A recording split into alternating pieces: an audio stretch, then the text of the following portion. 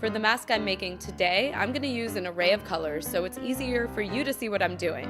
But to get the effect of the inspiration mask, I would stick with all white. Alright, to get started, you need some cardstock and a razor edge. First, we're going to create some feathers. Use your razor to cut an S shape into your paper, then follow and cut along that first cut connecting the ends, essentially cutting out a skinny S. Now use your fancy Craft Bond glue stick and apply glue to one side of the S. Then stick it right back onto the paper. Use that S as a guide for cutting a larger S shape around it. Starting from the top of the S, cut diagonal notches all the way down both sides of the spine.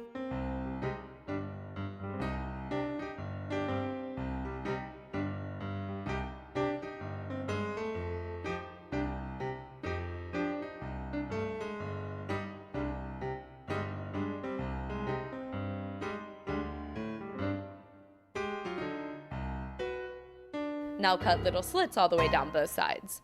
And you have yourself a feather. Make sure to ruffle it up a bit. You can actually use that first S shape as a guide to create your feathers opposite. You can use that basic technique to create many different shapes and sizes of feathers. Next, you're going to fold a 12-inch by 12-inch sheet of cardstock in half and cut a slit on a diagonal starting from the fold. Then cut about 4 inches up from where your last cut ended, going across to the other side. Next, round out the side, trimming off more if you need to. Use your razor to cut eye holes and open it up. Yay, mask! Trace that mask onto your remaining piece of cardstock and cut another mask out. Then you're going to cut 2 equal lengths of ribbon. Or if you're not a ribbon person, use some strong string of some sort and use your Craft Bond tacky glue to glue the ends to the second mask you cut out.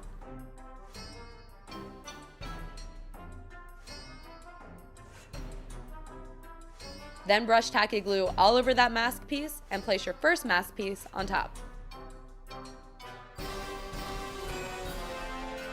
The next process is totally not necessary, but it does create a really nice texture. Using a regular pair of scissors, cut a bunch of little U-shapes out, a bunch. Then very patiently glue them one by one, row by row onto your mask.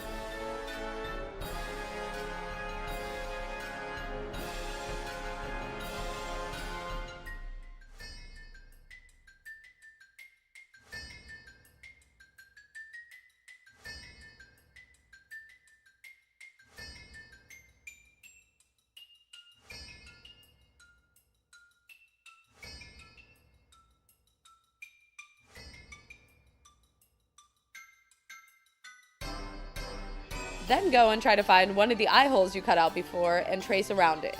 Then create whatever eye shape you want around that.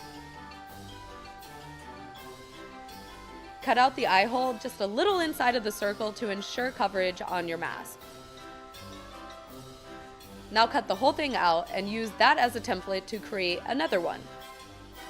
Glue those shapes onto your mask like so. This would actually be a pretty awesome mask on its own.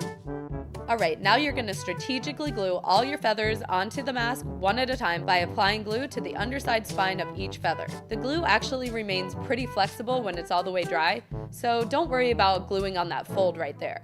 But make sure to let it dry overnight before testing that theory.